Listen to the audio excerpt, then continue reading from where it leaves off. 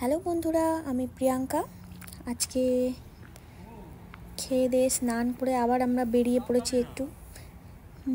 এখানে আপনা বাজার বলে একটা বাজার আছে, সেখান থেকে কিছু জিনিসপত্র তুলবো। তবে তার আগে একটা গুরুদ্বারে আছে এখানে, সেখানে যাব। আমরা চলেও এসেছি। আজকে রাস্তায় বেশি ভিডিও করিনি, এই জন্য তাড়াতাড়ি পৌঁছে গেছি। এই যে গুরুদুয়ারেতে আমরা ঢুকবো এবার। এখানে গুরুদুয়ারেগুলো ঠিক বাড়ির মতোই, মানে ধর্মীয় স্থান আমাদের যেরকম হয় সেরকম নয়। এখানে এত শীত, এই শীতের থেকে বাঁচার জন্য মনে হয় ঘরগুলো এরকমভাবে বানানো হয়।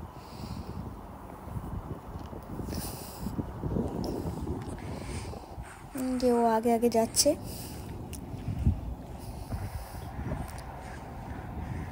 আমরা প্রায় আধা ঘন্টা গুরুদুয়ারেতে বসে সেখানে চা, সিঙ্গারা, পকোড়া এগুলো খেয়ে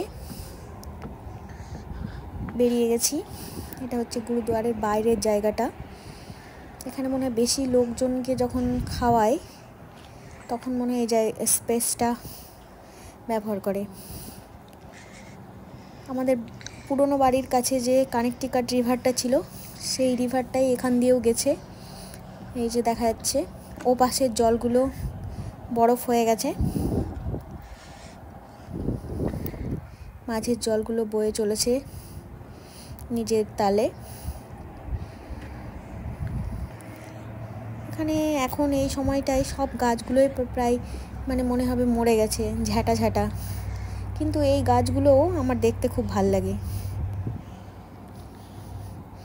অথচ ফলের সময় এই গাছগুলো এত রঙিন পাতা দেখা যাবে যে কেউ বলবেই না যে এই গাছগুলো এক সময় এরকম ছিল।